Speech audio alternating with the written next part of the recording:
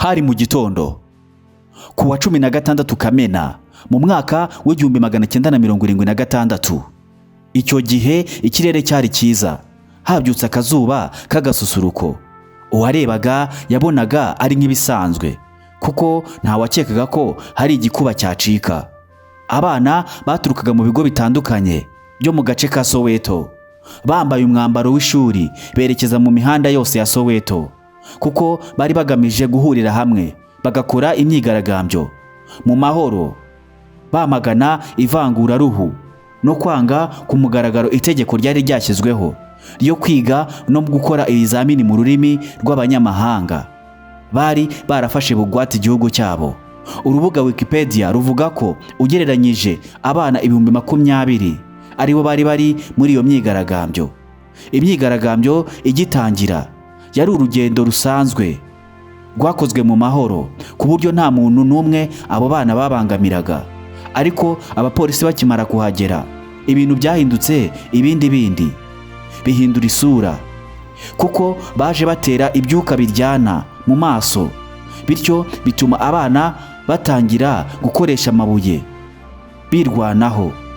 Ako kanya abanyeshuri 30 baturutse hanze y'ikigo cy'ishuri baririmba indirimbo yo mu rurimi rwabo gakondo. Umupolisi ahita arasa umwana muto wari ufite imyaka 12 witwaga Hector Peterson, ahita apfa. Ibyo byatumye imyigaragambyo ihindura isura, bihinduka imirwano ku buryo hahise haraswa abandi bana 16 ku ikubitiro.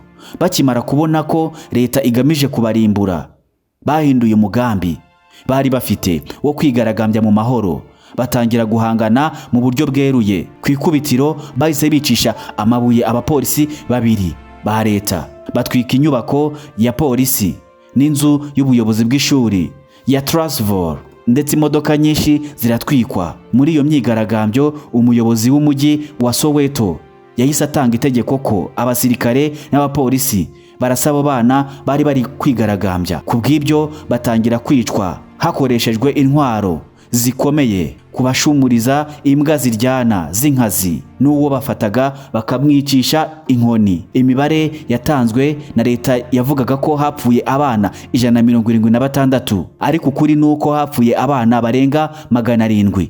Imyigaragambyo ikimara kuba, hakurikiyeho guhiga abakomerekejwe kugira ngo bicwe na leta isibanganya ibimenyetso by'ibibi yari imaze gukora. Ariko abaturage nabo barabimenya, uwakomerekejwe wese akazajya avurirwa mu nzu z'abaturage, bigakorwa mu ibanga rikomeye. Imyigaragambyo yamaze imyaka isanga 40 yamagana ivangura rishingiye ku ruhu ryakorerwaga abirabura muri icyo gihugu. Nibwo Mandela nawe yarwanyaga akarengane n'ihohoterwa ryakorerwaga abirabura. Mandela yifuzaga ko abantu bose baba bahari muri urwo rugamba rwo guhirimbanira ukwishyura ukizana, ariko benshi babaga bafite ubwoba bw'ibyo babaga bakorewe, ndetse n'abandi bakihisha kubera ibyo bakorerwaga. Byatwaye igihe kirekire kugira ngo abirabura bahabwe ukwishyura ukizana.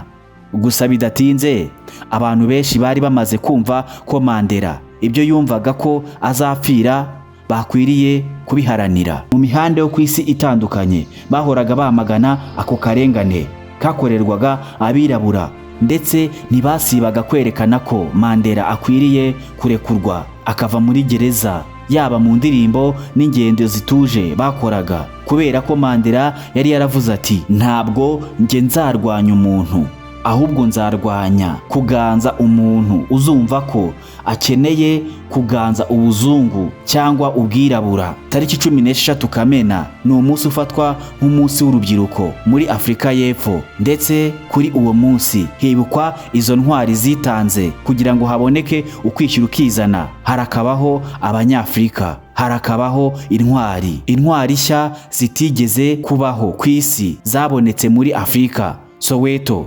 ikimenyetso cy'impirimbanyi zavukanye ubutwari, aho hari muri Afrika y'Epfo kuva mu mwaka w'1948 kugeza mu mwaka w'1991. Ishyaka ry'abazungu apartheid ryari ryaratse abirabura uburenganzira bwabo. Nubwo bari mu gihugu cyabo, abantu baricwaga, abana n'abagore bagahohoterwa, nta kirengera, ndetse ibyo byakorwaga n'abasirikare n'abapolisi ba leta. Icyo gihe leta yatandukanyaga abaturage ishingiye ku ibara ry'uruhu. Abazungu bahabwaga uburenganzira bwose, ariko abirabura bakimwa ukwishyura ukizana, kandi ari bo bari mu gihugu cyabo. Niyo mpamvu abana ba Soweto babyitegereje babona ko hari icyo bakwiriye gukora kugira ngo basubizwe uburenganzira bwabo bari baratswe.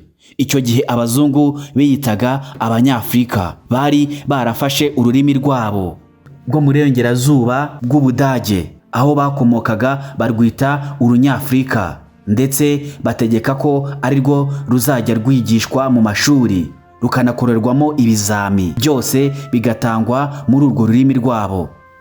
Ngayo nguko amateka y'abana ba Soweto bo muri Afurika y'Epfo baharaniye ukwishyura ukizana, bitwa intwari. Iyi yari SF Media TV. Kora subscribe, like na share niba ukunda amateka koko. Jye mbagezaho ibindi bintu bigiye bitandukanye. Stay on touch.